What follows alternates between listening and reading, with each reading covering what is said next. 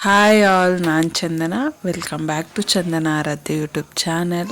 ಇದು ಧನುರ್ಮಾಸದ ಮೊದಲನೇ ದಿನ, ಅಂದರೆ ಸೋಮವಾರ.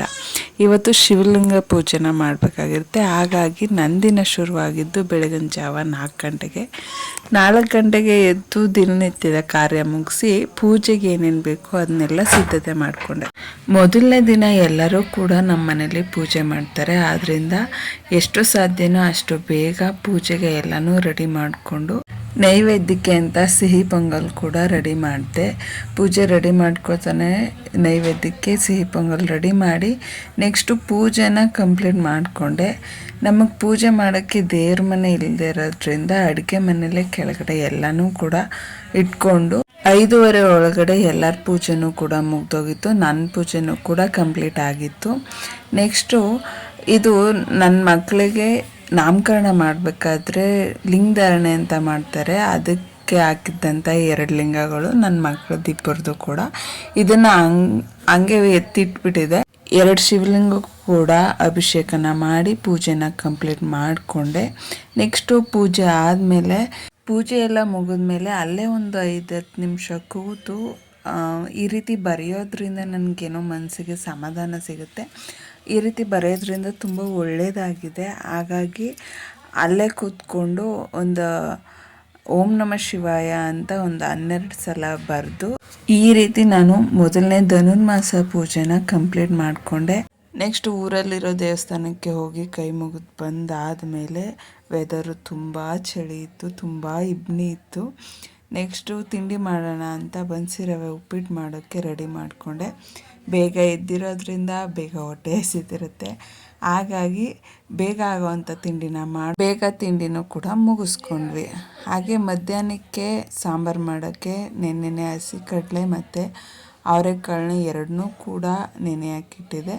ಅದನ್ನ ಸಾಂಬಾರು ಮಾಡೋಕ್ಕೆ ಅದನ್ನ ತೊಳೆದಿಟ್ಕೊಂಡು ಬದನೆಕಾಯಿ ಹೆಚ್ಚಿಟ್ಕೊಂಡಿದ್ದೆ. ಹಾಗೆ 2 ಟೊಮೊಟೊನ ತೊಗೊಂಡಿದ್ದೆ.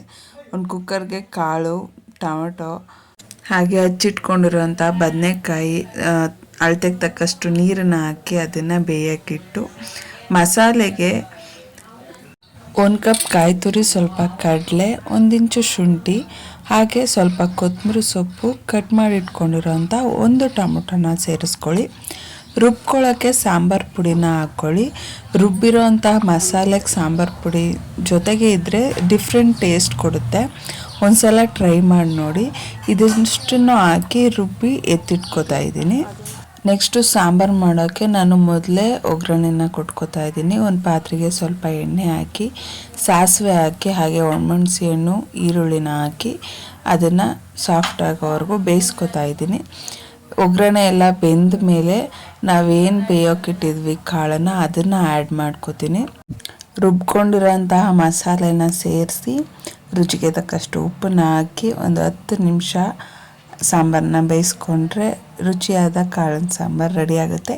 ಈ ರೀತಿ ಕಾಳಿನ ಸಾಂಬಾರು ಮಾಡಿದಾಗ ಮುದ್ದೆ ಅಂತೂ ಮಿಸ್ ಆಗಲ್ಲ. ಮುದ್ದೆ ರೆಡಿ ಮಾಡಿ ಊಟ ಮಾಡಿ, ಇನ್ನು ಸಂಜೆಗೆ ಏನಾದರೂ ಕೆಲಸ ಇರುತ್ತೆ ಅದನ್ನು ಮಾಡೋಕ್ಕೆ ಅಂತ.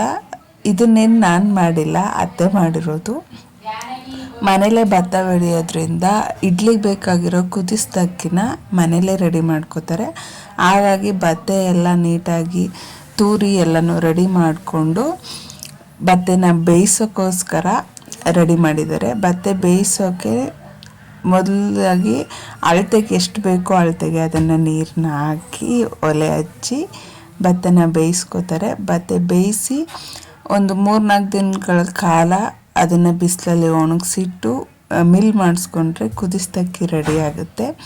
ಈ ರೀತಿ ಎಲ್ಲ ನಡೆಯೋದು ಹಳ್ಳಿಲಷ್ಟೇ ಅನ್ಕೋತೀನಿ.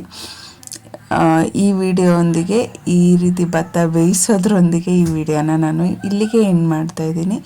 ನನಗೆ ಸಪೋರ್ಟ್ ಮಾಡೋರಿಗೆಲ್ಲ ಥ್ಯಾಂಕ್ಸ್ ಹೇಳ್ತಾ, do subscribe for more videos.